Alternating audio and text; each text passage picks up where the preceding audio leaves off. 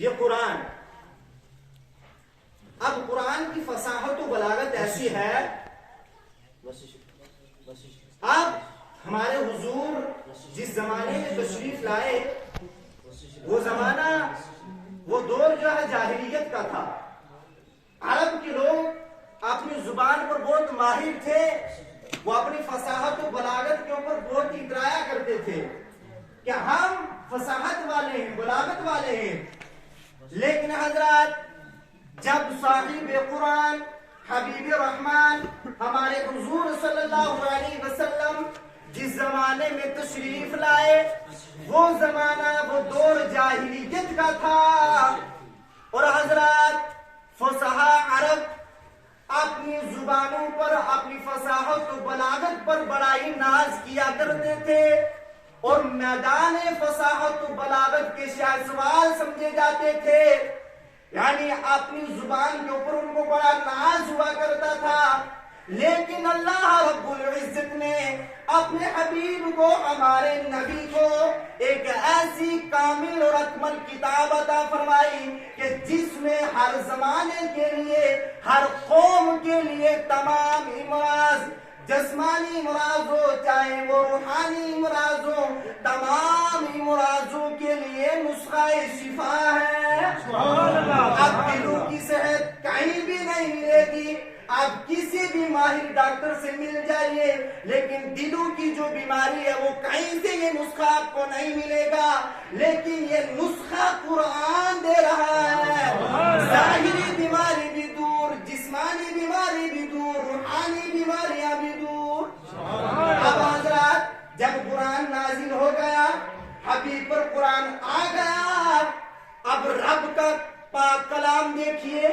جب حضور صلی اللہ علیہ وسلم نے قرآن پڑھ کر سنایا تو عرب کے جو فصحاء تھے، بلاغت و فصاحت کے جو سیسوار تھے، میدان فصاحت و بلاغت کے آگے جب حضور نے قرآن پڑھا تو قرآن کی فصاحت کے آگے، بلاغت کے آگے ان کی گردنیں جھک گئی اور زبانیں خاموش ہو گئی اور زبانیں گونگی ہو گئی.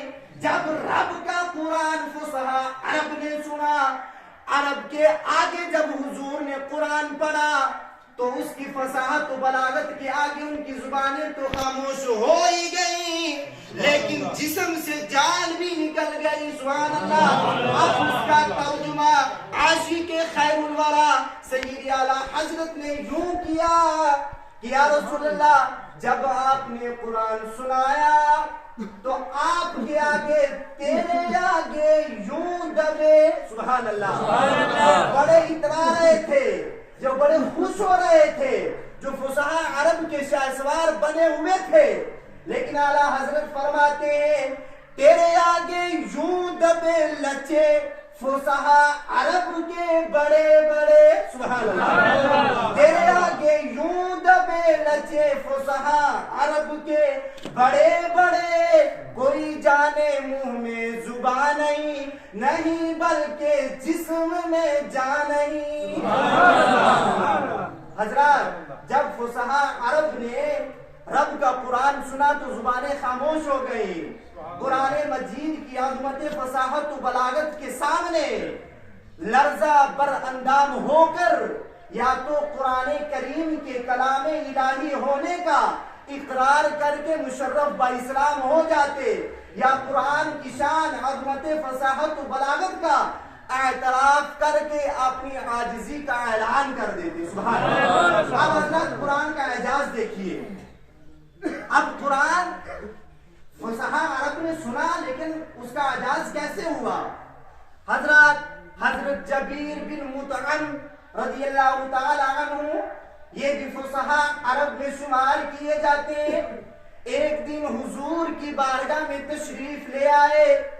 اب حضور جو ہے نماز فجر میں سورہ طور تلاوت فرما رہے تھے. سبحان اللہ. حضور تلاوت فرما رہے ہیں. اب قرآن پڑھا جا رہا ہے. اعجاز قرآن دیکھیے. حضور تلاوت کر رہے ہیں. حضرت جبیر بن مطعم بغور سنتے رہے سورہ طور کی آیت کریمہ یہ تھی ان عذاب ربک لواقع ما له من دافع، تیرے رب کا عذاب ضرور ہونا ہے، اسے کوئی ٹالنے والا نہیں ہے۔ آپ خود فرماتے ہیں، آپ خود کا یہ بیان ہے کہ جب حضور نے یہ تلاوت شروع کی ہوئی تھی، میں سن رہا تھا، جب یہ ترجمہ مجھے پتا چلا تو آپ فرماتے ہیں کہ مجھے ایسا لگ رہا تھا کہ اللہ کا عذاب میری طرف آ رہا ہے۔ یہ اعجاز قرآن تھا، فصاحت و بلاغت قرآن کی یہ تھی۔ آپ فرماتے ہیں کہ میرے جسم کا ایک ایک بال کانپنے لگا اور میں دل سے معترف ہو کر قرآن پر ایمان لے آیا، کلمہ پڑھا، مسلمان ہو گیا۔ اب اعجاز قرآن دوسری طرف یہ دیکھیے کہ حضرت عمر کتنے اسلام اور پیغمبر اسلام کے سخت دشمن تھے، حضور کو قتل کرنے کے ارادے سے نکلے تھے، لیکن سورہ طٰہٰ کی آیت کریمہ سنی، کفر کا اندھیرا دور ہوتا گیا، ایمان سے اجالا ہو گیا۔ اب حضرات دیکھیے، آج دنیا کے اندر بے شمار مذاہب ہیں اور ہر مذہب کے اندر کتاب بھی موجود ہے۔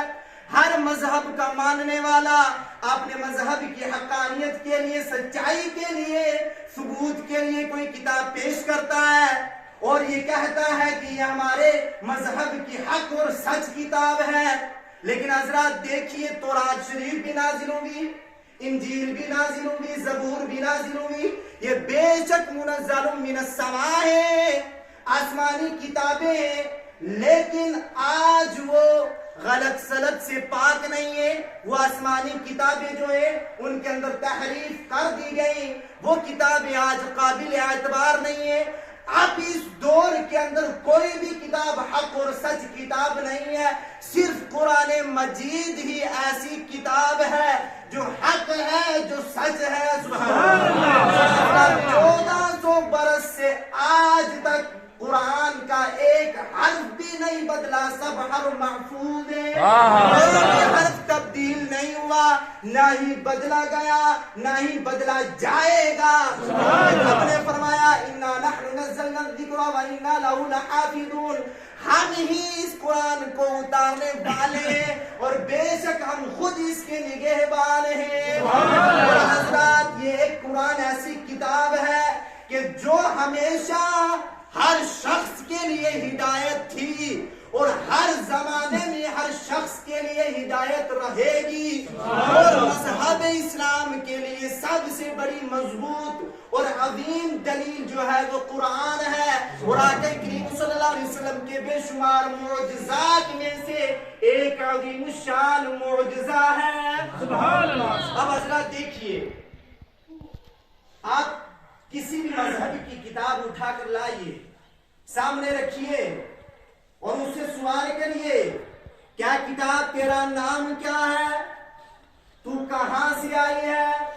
تو کس کی طرف آئی ہے؟ تو کب آئی ہے؟ تیرے آنے کا مقصد کیا ہے؟ تو ساری کتابیں آپ کو خاموش ملے گی۔ کسی بھی کتاب کے پاس یہ پاور نہیں ہے، یہ جواب نہیں ہے کہ ان سوالوں کا جواب دے سکے، لیکن قرآن رب کی وہ کتاب ہے کہ ان سارے سوالوں کا جواب قرآن مفصل اور مدلل جواب عطا فرماتا ہے۔ چلیے ہم قرآن کی طرف چلیں۔ سب سے پہلے قرآن کو سوال کرتے ہیں، اے قرآن تیرا نام کیا ہے؟ سبحان اللہ۔ کسی بھی کتاب کو اٹھائیے، رکھیے سامنے کہ کتاب جواب دے دے میرا نام کیا ہے۔ تو آئیے سب سے پہلے قرآن سے پوچھ لیجئے، اے قرآن تیرا نام کیا ہے؟ تو قرآن کہتا ہے بل ہوا قرآن مجید، میرا نام قرآن ہے۔ یہ ہے قرآن کی پاور۔ اب ہم قرآن سے پوچھیں، قرآن تو آیا کہاں سے؟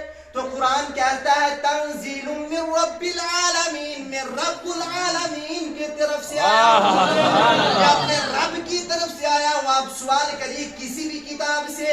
اب پھر ہم قرآن سے پوچھتے ہیں قرآن تو کس کی طرف آیا؟ تو قرآن کہتا ہے نزل علی محمد، میں آقا کریم صلی اللہ علیہ وسلم کی طرف آیا ہوں. اب ہم قرآن سے سوال کریں کہ اے قرآن تو آیا کیوں, تیرے آنے کا مقصد کیا ہے؟ تو قرآن کہتا ہے ہدی للناس, میں لوگوں کی رہنمائی کے لیے آیا ہوں, میں لوگوں کی ہدایت کے لیے آیا ہوں. سبحان اللہ. قرآن سے پوچھے قرآن تو آیا کب, کس مہینے کے اندر؟ تو قرآن ہی جواب دیتا ہے شہر رمضان الذی انزل فیہ القرآن, میں رمضان کے مہینے کے اندر تشریف لایا. ہم قرآن سے پھر سوال کریں کہ قرآن تو دن میں آیا یا رات میں آیا؟ تو قرآن کہتا میں رات کے اندر آیا. اب ہم قرآن سے پوچھیں تو جس رات کے اندر آیا اس رات کا نام کیا ہے؟ تو قرآن کہتا ہے انا انزلناہ فی لیلۃ القدر. سبحان اللہ. رات کے اندر آیا, جس رات کے اندر آیا اس رات کا نام لیلۃ القدر ہے. سبحان اللہ. یہ قرآن کا ایک اعجازی مقام الگ. لیکن حضرات اتنی سچی اور اتنی حق کتاب ہونے کے باوجود ایک ہم ہی ہیں کہ جو قرآن سے دور ہیں. قرآن گھروں میں رکھا ہوا ہے, طاق میں رکھا ہوا ہے, لیکن حضرات دیکھیے کہاں فرصت, ہمیں قرآن کی تلاوت کرنے کی فرصت کہاں. آج تو مسلمانوں نے قرآن سے سبق لینا اور اس کے دیے ہوئے ہدایت والے راستے پر چلنا ہی چھوڑ دیا ہے. لیکن حضرات خوب سنیے, غور سے سنیے کہ دونوں جہاں کی کامیابی اگر کہیں ہے تو وہ رسول اکرم صلی اللہ علیہ وسلم کی محبت کے ساتھ ساتھ قرآن کی تعلیمات پر عمل کرنے میں. کامیابی کا راز آپ کو نہیں ملے گا. حضرات عظمت اگر آپ کو چاہیے, عزت اگر آپ کو چاہیے, رزق کے اندر اگر آپ کو برکت چاہیے, حفظ و امان چاہیے, تو آپ کو کوئی نہیں دے سکتا, صرف قرآن ہی دے سکتا ہے. اور حضرات آج مسلمانوں کی تباہی و بربادی کا سب سے بڑا سبب یہی ہے کہ مسلمانوں نے قرآن کے بتائے ہوئے راستے کو چھوڑ دیا, یہود و نصارہ مشرکین کی راہ کو اپنا لیا. اسی لیے تو علامہ اقبال نے سچ کہہ دیا تھا. آپ فرماتے ہیں کہ ہر کوئی مست مائے ذوق تن آسانی ہے, ہر کوئی مست مائے ذوق تن آسانی ہے. آپ نے اس وقت یہ فرما کر بتا دیا جو قرآن سے ہٹ کر چل رہے ہیں.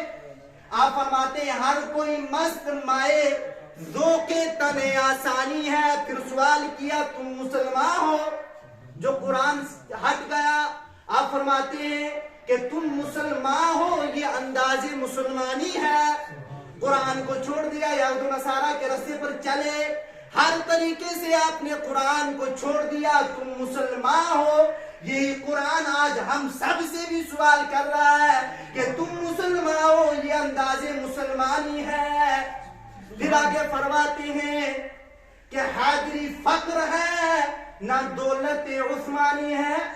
حضرت حیدر قرار رضی اللہ تبارک و تعالی عنہ کی نسبت سے آپ نے فرمایا.